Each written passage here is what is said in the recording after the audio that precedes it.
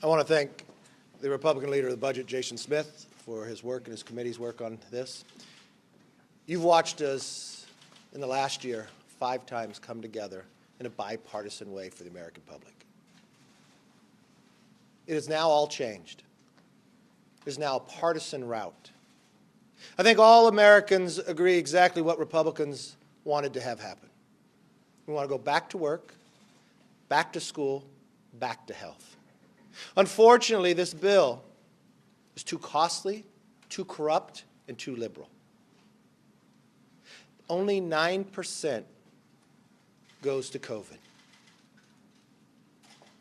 We watched the swamp come back to Washington. $100 million for a tunnel in Silicon Valley just outside of Speaker Pelosi's district.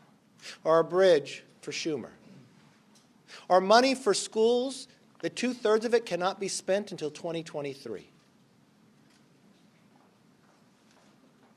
This is the wrong path, and this is not what President Biden said he would do at the inaugural. Republicans want to work together as we have before, but unfortunately the times have changed here. We believe in accountability.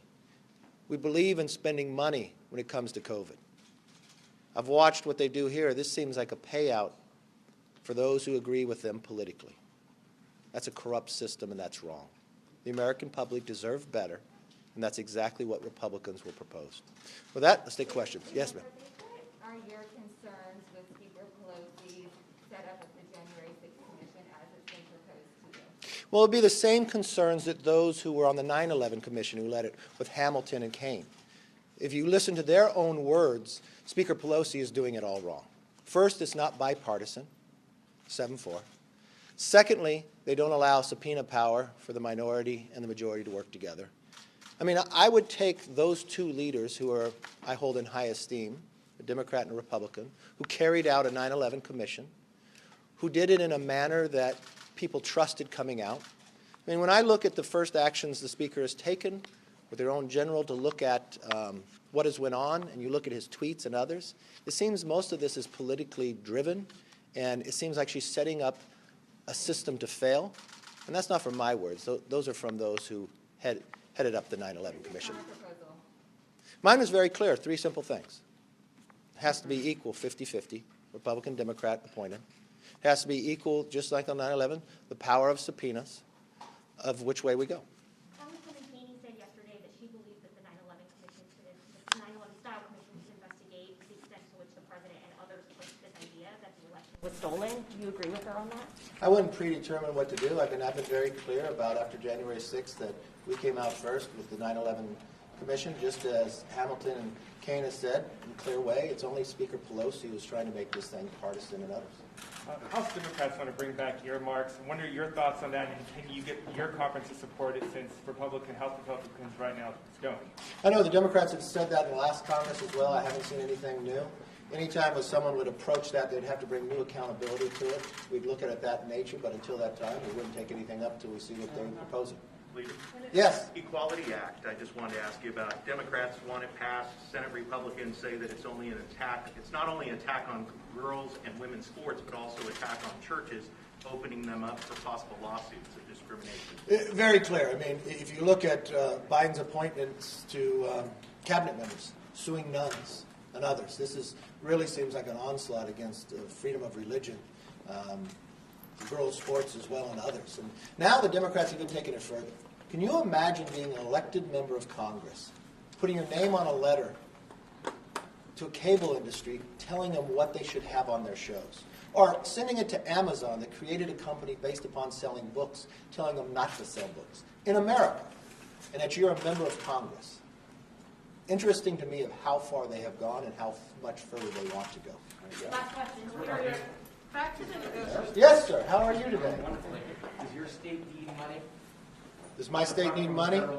Well, I see California just came out with a $10 billion surplus. I see how California has been shut down. If California needs money, I'd like to see what is actually requested instead of changing the flow of the system here to reward states who stayed shut down. instead of those who are working. I think a more surgical way of getting all the data to see what is needed and who needs it is a better way to do it than throwing blankets money So down. no, yes or you don't think so? Or No, I think California could need money. But if we're dealing with a $10 billion surplus, I would like to sit down with California and actually see where money is needed.